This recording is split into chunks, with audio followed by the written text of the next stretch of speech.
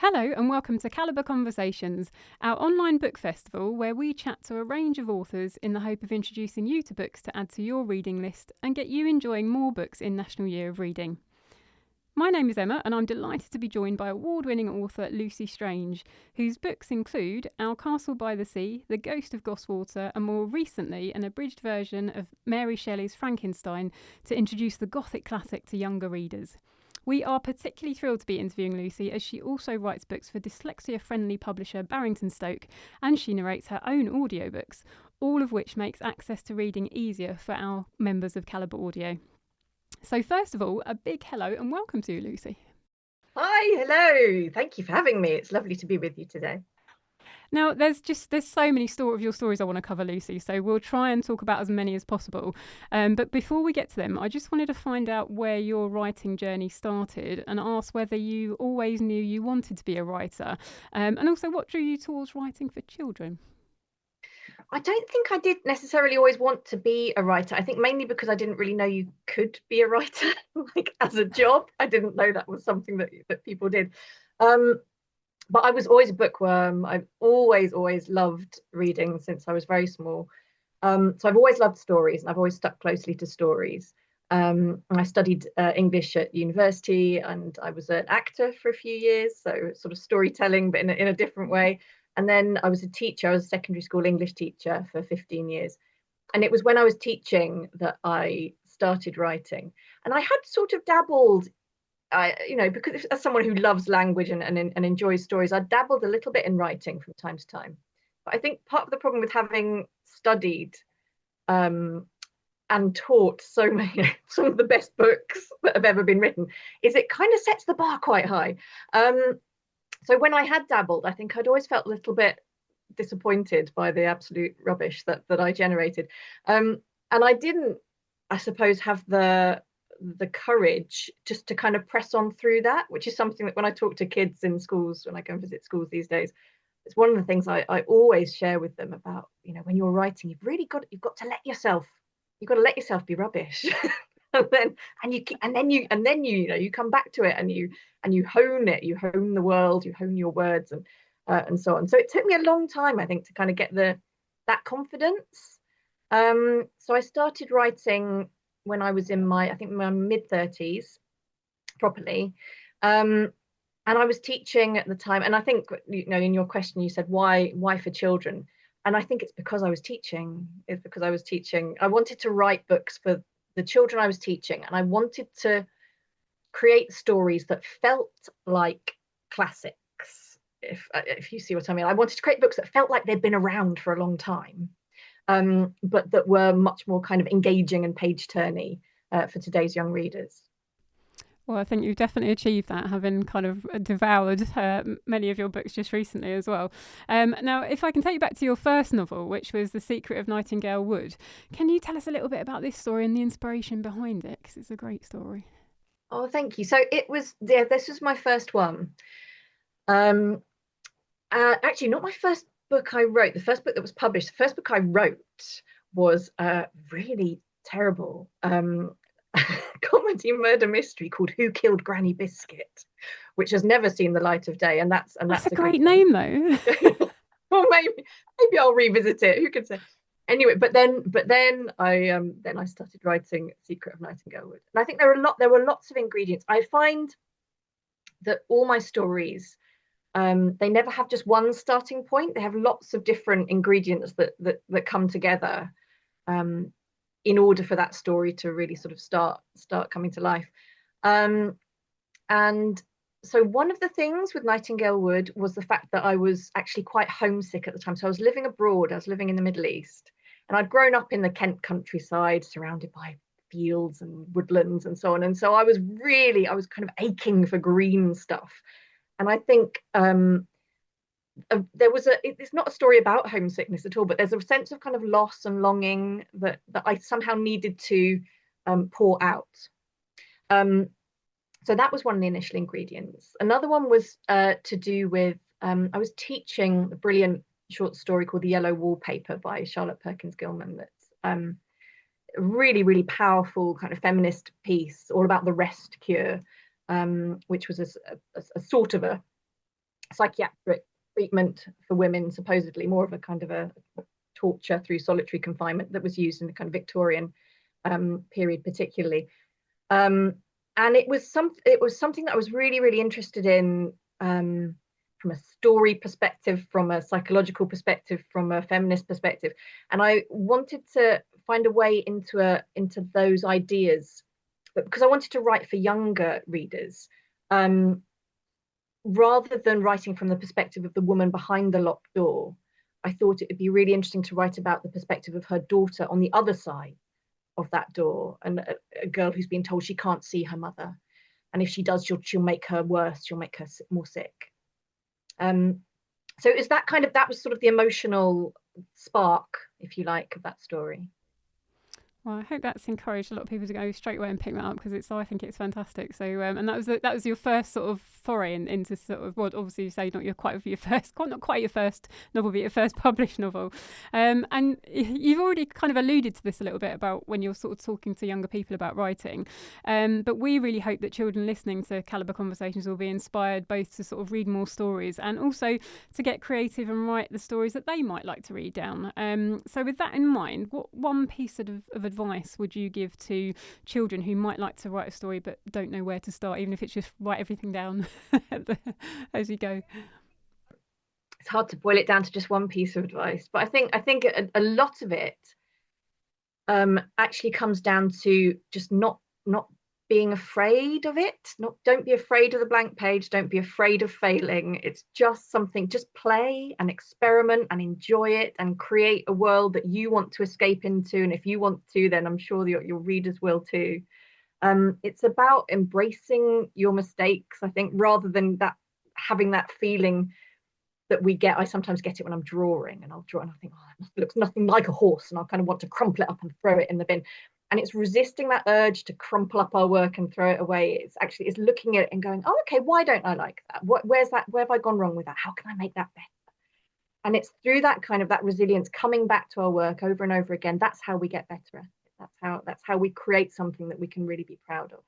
So I think that in essence boils down to is what my writing advice boils down to. But I think also I would recommend that people feed their imaginations. I think people have this sense of that they're supposed to conjure something from nothing when they're writing a story, and it isn't like that. We writers have inspiration, are surrounded by inspiration. That's what we do.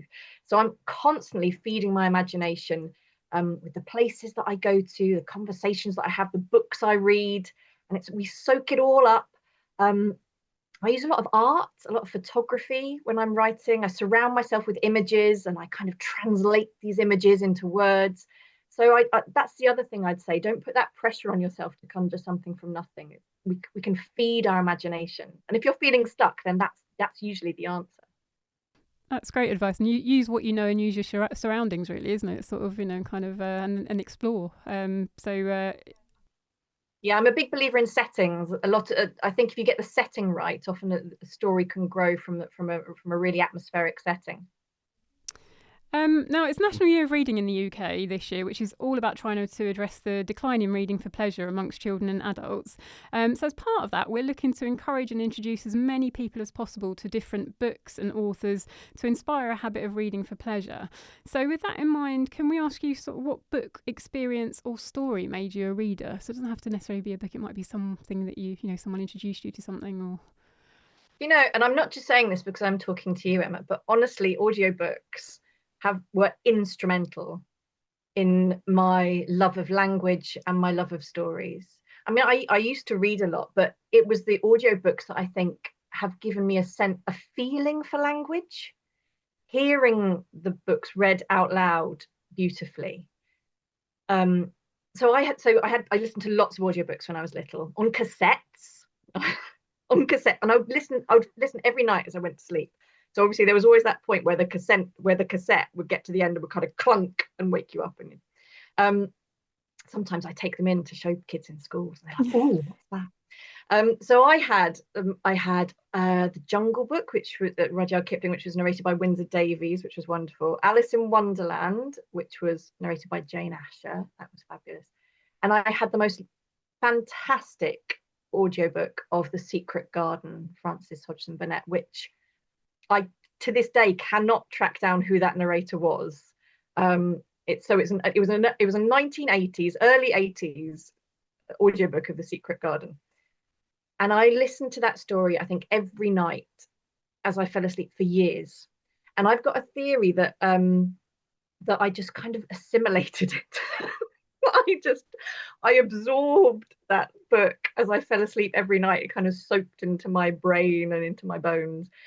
And I think there are elements of The Secret Garden in a lot of the books that I write now. A lot of my stories have that kind of that gothic setting, that idea of family secrets behind locked doors, nature that's there as a healing presence, and friendship, and the sense that journey, I think, from darkness to light, that journey from loneliness through to kind of that blossoming of friendship. And I think that's been pretty instrumental for me. Yeah.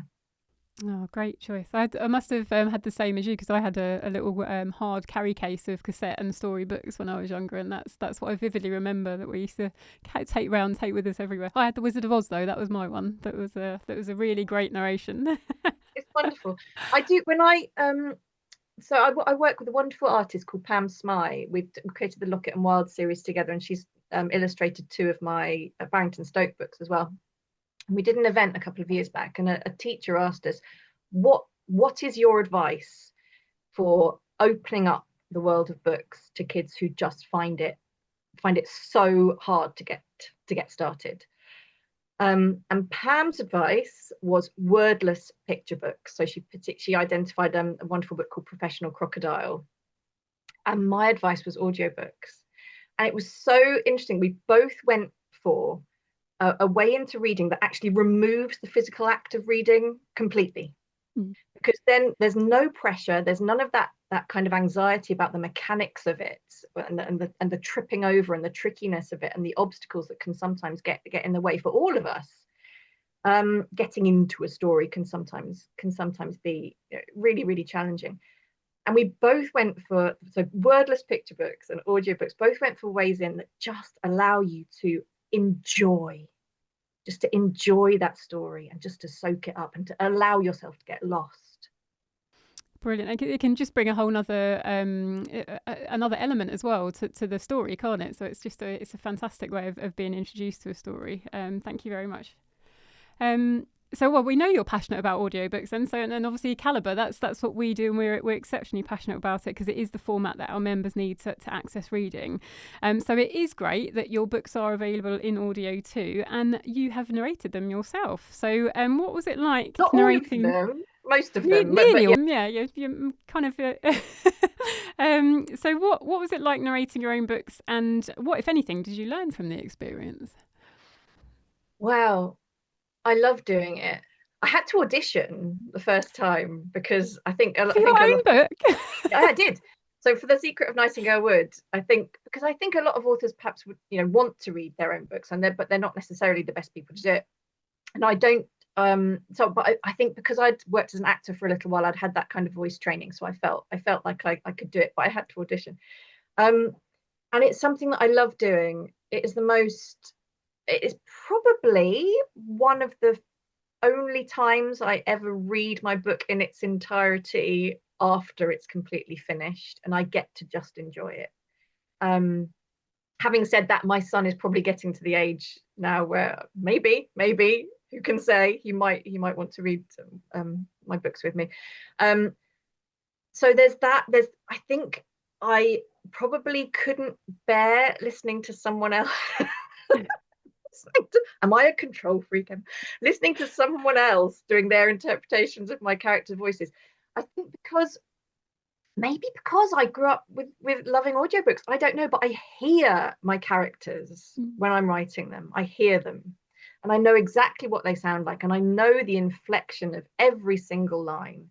And by the time I'm at that point where the book's finished, I know the flow of the language off by heart. And so for me, it's a real joy. I love reading. I love when I visit schools, I love reading to the kids. I love reading to my son, and I love reading the books out loud. And it's often very emotional, because a lot of my books have quite emotional moments, particularly towards the end of my stories. There are often moments, and when I'm writing them, I'm not happy with those moments until I make myself cry, and so so it can get quite messy in the recording studio. I always have to have a pile of tissues and so on. But it's a wonderful thing, something I love to do.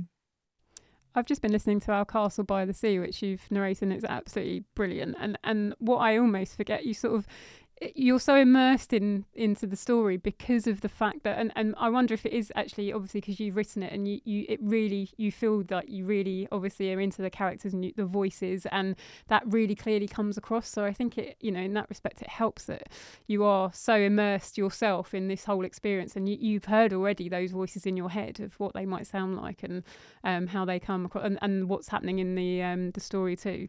And let's not forget, because you actually won the 2019 Audie Award, didn't you, for the narration of The Secret of Nightingale Wood? So it's which is fantastic. I wasn't able to go to it, unfortunately. So it was, I think it was in New York. It's like kind of it's the Oscars for audiobooks, and it was like, it's a proper red carpet kind of event, and sadly I wasn't able to be there. But yeah, I won, and I think I beat Sally Field. I beat Joe Biden in my category as well. So I think on a technicality, that probably makes me president of the United States, which is, I think it absolutely does. Which is something we should that I should crack on with. I think. Yeah, it was really cool, and I was shortlisted. I think last year I was shortlisted for my narration of Sisters of the Lost Marsh, which was really, really nice as well. And I think it won the American Library Association Award as well, which was lovely. Oh, fantastic. And you've just alluded to it actually, but does your acting, kind of your past sort of acting skills, do you think that really helps you as well in your narration of the books? Yeah, undoubtedly. I think so. There are sort of technical things to do with your voice, and to how you're using your voice, and so that, because it can be a long old day in a recording studio, and using your voice in a way that's not going to kind of hurt your throat or wear your voice out. And the accents, pacing. I think there are definitely some things that have come through with my acting training. So it's not just because I know and love the stories. I think the acting training comes in as well. I've done a couple of other people's audiobooks as well, which has been really, really nice. The Murder by Alex T. Smith's Murder by Narwhal. I did that audiobook last year, which was really, really fun. Lots of voices in that one. There's a moment where there's an Irish character and a Scottish character, and it's when the tricky stuff is going back and forth, when you've got characters with very different voices having a conversation with each other and getting stuck. Sometimes you do get stuck and have to have another go at it, obviously. It's lovely to hear that, though, because you sort of, when you listen to an audiobook, you don't really always appreciate the sort of the time and effort that's gone into making it, do you? The people, all the retakes, absolutely. Yeah. It must be, yeah. I think there are always little bits that you end up tripping up on, always. There's a lovely story about Stephen Fry actually narrating the Harry Potter books, and there was a phrase that Harry pocketed it, and he couldn't just couldn't articulate it. It kept coming out wrong, and I think he actually asked if he could change it, and J.K. Rowling said no, we're going to keep it in as it is. And I think then deliberately she then pocketed it in, I think, every single book after that. Oh, fabulous. That's a great story. Thank you. Now, you've also written books published by dyslexia-friendly publisher Barrington Stoke, who produce those shorter books just to entice children into the stories, particularly those who might be a bit disenchanted with reading for whatever reason. Were there any challenges in writing a complete story in sort of fewer words, or did you find it easier? How did you find that experience? I love writing the Barrington Stoke books, and I think at first I was worried about that, actually, because my novels often have mysteries within them. They have different plot threads. We've got these different sort of layers going on within the stories. And I didn't honestly know if I'd be able to kind of pack in all the things that I love to be there within a story, if I'd be able to do that. So most of my novels for sort of nine to 12-year-olds are sort of 60,000 words ish. And the Barrington Stoke books are sort of between 7 and 10,000 words. So it's much, much, much shorter. And at first I was a little bit worried about that. But so my first Barrington Stoke book was The Mermaid in the Mill Pond. And the idea for that actually came from an idea that I'd had for a poem that was going to be called The Mermaid in the Mill Pond. And I think I just got lucky in that it's all about the scale of the idea, the size of the idea. I think if you're trying to cram too much in, it's never going to work. You just have to let it be a shorter story, and you have to get the size of that idea just right for that word count. And then I think once you've done that, it's all in the preparation. I think really once you've done that, I think it is quite straightforward. And I just love writing these books. When I visited schools, when I had my when I was just writing my novels, which obviously I love and I'm very, very proud of. But when I was visiting schools, I was really aware that I was not speaking to the whole audience, because there were kids looking up at me who were not going to be engaging with those sorts of books. It's a huge leap for loads of kids. It's a huge leap from these very short chapters, often highly illustrated books, up to the middle grade novels, which are often so prosy and no illustrations at all. And it can be really intimidating, I think, for a lot of kids. And some kids just take longer to get there, and they're not ready for those yet. And the brilliant thing about Barrington Stoke books is they're so short, they're so easily digestible. I think they're for everyone, they're not just for people who find reading a bit challenging. I honestly think they're for everyone. I think for a lot of kids, the Barrington Stoke books are just like a delicious reading snack, just something you can devour. The short chapters, I think, is something that makes them so magical, because you get that wonderful sense of momentum. You get that feeling of, I've read a whole chapter. I'm going to read another one. I'm going to read another one. And this lovely feeling of kind of achievement and pace and momentum that you can build when you're reading something that's structured in that way. And the brilliant illustrations as well. So I've worked with some wonderful illustrators on the Barrington Stoke books too, just bringing that story to life, making it vivid, making it accessible. I could talk happily about Barrington Stoke books all day. I honestly think they can change kids' lives. I really do think they can. And they're quite a lot of them are in audio as well. So we're really pleased that we've got those and your books in the collection for those as well. Can I just give a plug for I love The Boy at the Window, by the way, as well. So that was absolutely fantastic one. Thank you. Yeah, that's my proper ghost story. So the Barrington Stoke books that are out in audiobook, they're all the ones they've all got male first person narrators. So I haven't done the audiobooks for those ones, but they've been narrated by brilliant voice actors.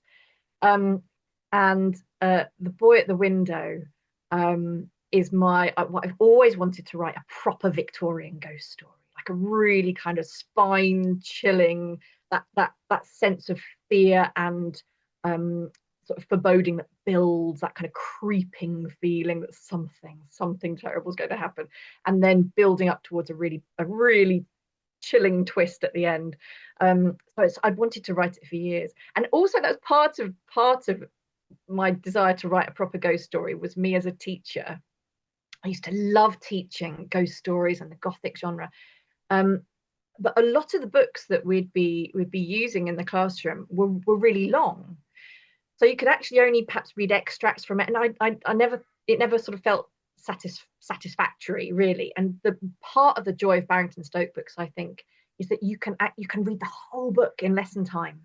And you can have that shared reading experience of the whole narrative, and you get to go on that journey together in lesson time. I think that's something. I think it's a real boon for classroom teachers to be able to have that, because I think some books are just too long, realistically, to share in lesson time.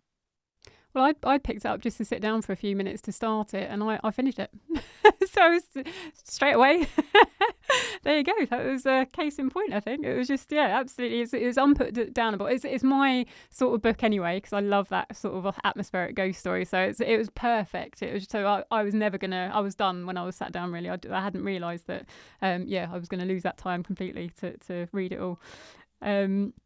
So no, going on to that actually, so it's clear that you've got a real love of folklore and ghost stories and all things Gothic from reading your books, but you also bring history alive in your characters by highlighting the lives of children from different periods, such as the chimney sweep Tom in The River Spirit and the cotton mill worker Bess in The Mermaid in the Mill Pond.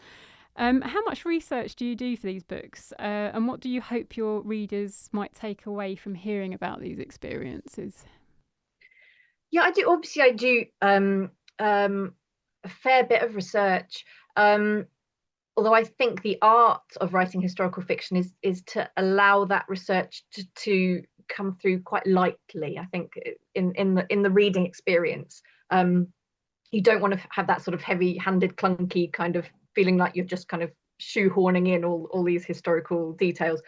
But I think there are little bits of history that you just feel are stories that need to be told, and that's a very powerful feeling that I have.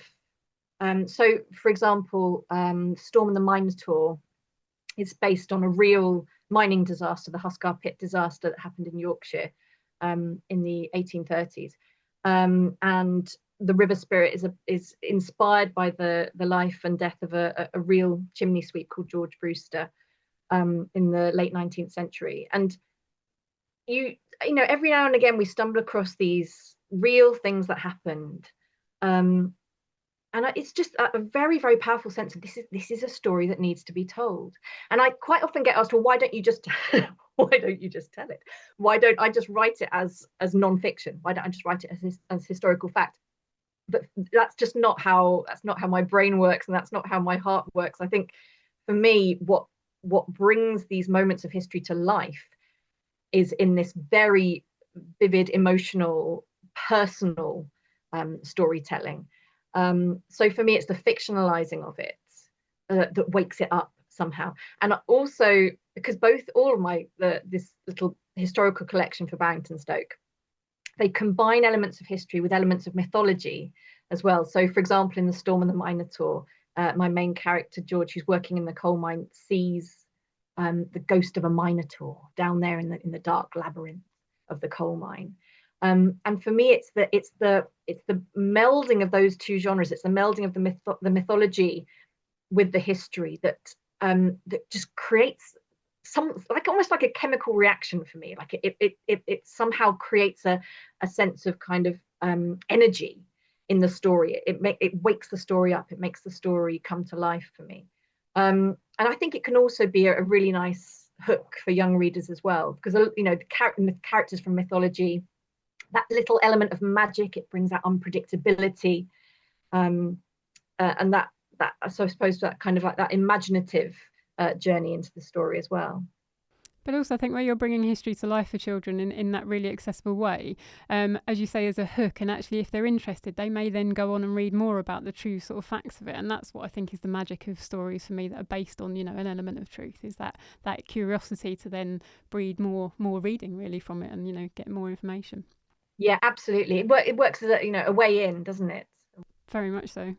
So going back now to just focusing on your passion for all things Gothic, your latest book has taken Mary Shelley's classic book Frankenstein and adapted it for a younger audience so they can discover it too. So how different was this project in working with what's an existing story already from writing your own novel? And how did you decide what to, so it's a mammoth story, so how did you decide what to include and how to write it without kind of losing any of the important parts of the story? You know, it was an absolute joy. It was an absolute joy editing someone else's writing. So I think at first I was very intimidated because I thought, who on earth am I to be editing Mary Shelley? And then, actually my way in with this was as an English teacher rather than as a writer, because this is a text that I've taught. And when English teachers are reading a book like Frankenstein to a class, we instinctively paraphrase bits. We'll read a bit aloud and then we'll translate it, we'll unpack it. or we'll paraphrase it. We'll rephrase it in a way that's going to help to make it really, really easy and accessible for our students. So actually, once I realized that I do this, I've done this, this is what I do, it was the most joyful thing to do. When I'm writing when I'm editing my own books, I carry the whole story around with me in my brain all the time. And often that's quite an emotional weight with that. And the editing of it can be very difficult because there are whole sections maybe that I've spent months agonizing over, and then we end up kind of ripping it to shreds. But when it's someone else's work, you can be so joyfully objective about it. And I found myself, once I really got going with it, I found myself saying, oh, Mary Shelley, you've already said this 3 times. We don't need this bit, and this bit, and this bit. It's interesting, but actually we don't need it. It's not a central part of the story. And so actually, it was the most pleasurable and fun thing to do. And so we've cut it down. We've cut it down to about 30,000 words. So making it much, much easier to digest. What was really important for me was keeping the sense of Mary Shelley's voice. I wanted it to feel like you were reading the original. I wanted it to feel like you were the style of the storytelling, the voices. I wanted it to feel as close as possible to the original. So much of what I was doing was cutting big chunks. And then it was quite Frankenstein-y in itself, actually, because then we'd be I'd be stitching the bits back together again with these invisible stitches, kind of making these seamless joins so that the reader wouldn't actually know where bits had been chopped out. It was a wonderful, wonderful thing to do. I really, really thoroughly enjoyed it. And there's some fantastic illustrations in it now. Brilliant artist, Christina Kister. And each of the section breaks have been done really, really beautifully, and the chapters have got names that are kind of to do with the themes in the story. So there's kind of abandonment, murder, and that kind of thing. And the whole thing is just the joy of it was making it really pacey and really, really page turning, whilst preserving the heart of the story and the feeling of the story. I love those titles as well because it kind of gave you a snapshot of what the next chapter was about. It was that, oh, I'll just have one more chapter as I was reading along. Because of that, it teases you into it, and it made me want to go back and rediscover Frankenstein again, actually. So it reignited my love for it. So it was really yeah. It's really, really brilliant. I love that. So just finally, you're embarking on a new series, which is coming out very soon, which is very exciting, along with, I think, your first YA novel as well. Is that right? Yeah. So I just wondered, could you tell us a little bit about these books and maybe a little bit of a teaser about what to expect from them? Yeah, sure. So I've got 3 books coming out this year. I've got the 3rd book in the Lockett and Wilde series, which is my illustrated spooky mystery series with Pam Smy. And the 3rd book in the Lockett and Wilde series called The Ghosts of the Library. That's out in the autumn. And then the summer, in August, as you say, my first young adult novel, which I'm really excited about. It's a historical wartime romance/murder mystery called Cut Him Out in Little Stars. That's out in August, and it is suitable for all book lovers age 12 and up. And then my new series of mini murder mysteries with Barrington Stoke, and the first book is out this July. It's called Murder on a Midsummer Night, and the series is going to be called The Mulberry Hall Murders. It's cozy crime, they're cozy murder mysteries. About brother and sister Eliza and Bram and their friend little Krish, and together they're solving these mysterious deaths that are happening at Mulberry Hall. And I thought maybe we could just have a little taster. I am recording the audiobook of this in May, but it doesn't exist yet. And I thought maybe I could have a little practice and read the bit of the opening chapter. That would be fabulous. Thank you. What an exclusive.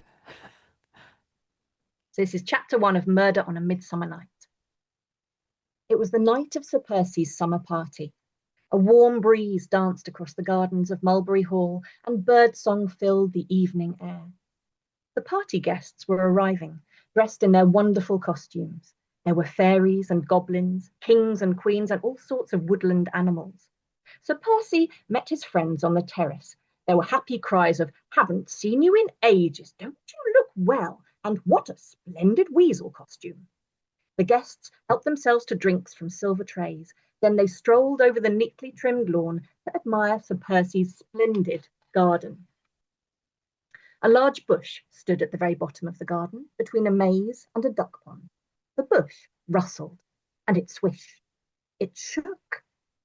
And then a boy in a badger costume climbed out of its lower branches. "What did you push me into that bush for, Eliza?" the boy grumbled to a girl dressed as a brown rabbit. He picked some prickly twigs from his costume. Eliza wasn't usually the sort of child to go around pushing people into bushes, but her big brother Bram was being annoying this evening, even more annoying than usual. "Because you're talking rubbish, Bramrose," Eliza huffed. "You're just trying to scare me." "I am not talking rubbish," insisted Bram, brushing a dead leaf from his bag bottom. Eliza ignored him. She lit a candle and placed it in a lantern. She looked around. There were twinkling lights in all the flower beds, bushes, and pathways now, 100 of them at least. The grounds of Mulberry Hall had become an enchanted fairy garden. "Oh, it looks magical, doesn't it?" Eliza said. But Bram wasn't listening. He wasn't always very good at listening. "When darkness falls, the Crow King will come," Bram said in a low, spooky voice. Fantastic. What an absolute treat. And thank goodness we don't have to wait too long before we can read the rest of that for ourselves as well. Yeah, out in July. Super. No, thank you, Lucy. Thank you so much for joining us today. I've had the most enjoyable reading time recently in discovering your books, as they encompass all of my favourite type of stories, from ghosts to mystery to gothic, and they're full of atmosphere and adventure to keep you captivated, so I can just thoroughly recommend them. We're so pleased to say that if you're a member of Calibre Audio, you can borrow Lucy's titles from our collection. And also, if you want to find a little bit more about Lucy and her books, then visit her website at lucystrange.org. So that only leaves me to say a really big thank you to you, Lucy, for joining us today. So thank you very much. Thank you. Thank you so much, Emma. And thank you, Calibre.